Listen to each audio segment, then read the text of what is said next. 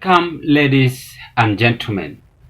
After President William Samoei Ruto had held a meeting yesterday with Kiambu leaders, and this is whatever came from President page William Samoei Ruto, I have had a fruitful engagement with political leaders from Kiambu at State House, Nairobi, focusing on the status and implementation of government projects in the country. I am glad that the leaders have aligned their programs to our bottom-up economy transformation agenda. And therefore, on just that writing I've just displayed, Moses Kuria is throwing a bombshell after this meeting. I know several people have spoke about it, and it is a tweet from Moses Kuria which is now creating attack on President William Samoei Ruto as a sign of resignation to the CS Moses Kuria. Moses Kuria, I don't know if this is writing or a friend of his who was writing for him this tweet, is saying CS Moses Kuria, HSC, as he normally call himself, at Moses. It is wrong to keep calling meetings of Kiambu leaders without the only CS from Kiambu County. No such a meeting with EMC meeting will happen without Kipchumba Murkomen. So in that meeting, Moses Kuria was absent. The Deputy President Rigathi Gachagua was absent. The details showing their absence is not emerging as we speak right now, but we believe that they were held in other government program. But we want to focus on this CS Moses Kuria attack, because this is now creating looming and disagreement among UDA political people in Kenya Kwanza administration. I want to say one thing here, that integrity in leaders we have in the country is very much essential. When a leader is having integrity, then it means that this leader is capable of running the country.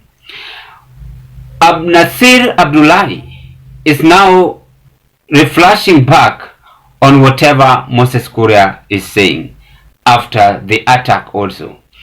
He's saying, so Waziri, what signal is His Excellency Ruto sending you? Have you received the signal? Must be one of total love. You see, Moses Kuria are the team who were appointed by William Samoei Ruto as a friend in Kenya Kwanza government. They were the team who were loved by that time by Ruto, and no one was expecting that Moses Kuria will be the president. This argument still proceeding up to Senator of Nyandarua is now creating chaos and telling Moses Kuria what next after this attack. This is whatever Senator of Nyandarua is saying.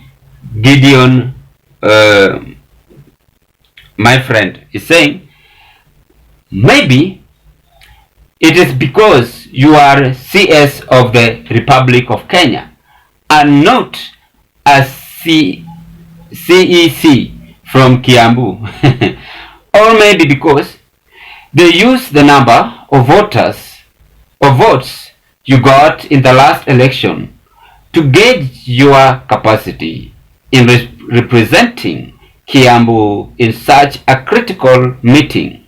Finally, why don't you inbox the president and tell him that you feel inferior to Kipchumba Murkomen?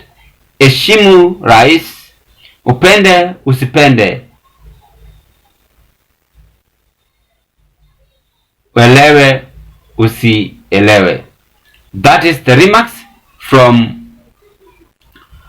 the Senate Now, we are still proceeding with the remarks after this attack. We have this man, Richard Kimani. Richard Kimani is also responding. I just pick one of the response on how the people are responding. How does the president serve together with his CS? There seems to be serious disconnect. Why can't he dissolve the cabinet and form one that will work together with him? His Excellency, to me, seems to be failing. So Moses Kuria have created chaos in William Samoei Ruto's administration. Moses Kuria have created chaos in Kenya Kwanza administration. This will force Moses Kuria to resign or to be changed on another government portion sector. I want us to divert into this analysis and come out with some of the political news on this, ladies and gentlemen. Now, I have observed one thing, that President Ruto is pinching politicians from the same region against one another. Now that the ground has turned hostile on him, a disastrous strategy, Ruto is now using a divide rule that any person from Mount Kenya must not now a voice to speak. He is going against the unity which his deputy is calling up and now, every now and then, a kind of preaching to his people in central Kenya. When you see Moses Kuria attacking the government after he had been locked from this State House meeting in Kiambu, it means that there is something which Mount Kenya leaders who attended in State House spoke about and they didn't reveal to Moses Kuria. I want to ask ourselves, why is Kuria now being attacked and now attacking the government? When we begin by Kuria attacking the government, number one is that Kuria is not happy with Ruto because on how Ruto invited some of the leaders from Kiambu and omitted him outside. I don't know if he is the one who sent the email not to be invited or it was planned. No one knows. The number two of this attack from Kuria is that this begins a political of disagreement between Kuria and the current president. Kuria is known as a very friendly person to the president. He loves Ruto. Ruto loves him. They always speak and share ideas. And as they were among the people who were supported by Ruto to clinch in the power as a CS, then why disagreement emerging at this point? The disagreement on the third analysis emerging is because Kuria have detected Ruto's political move.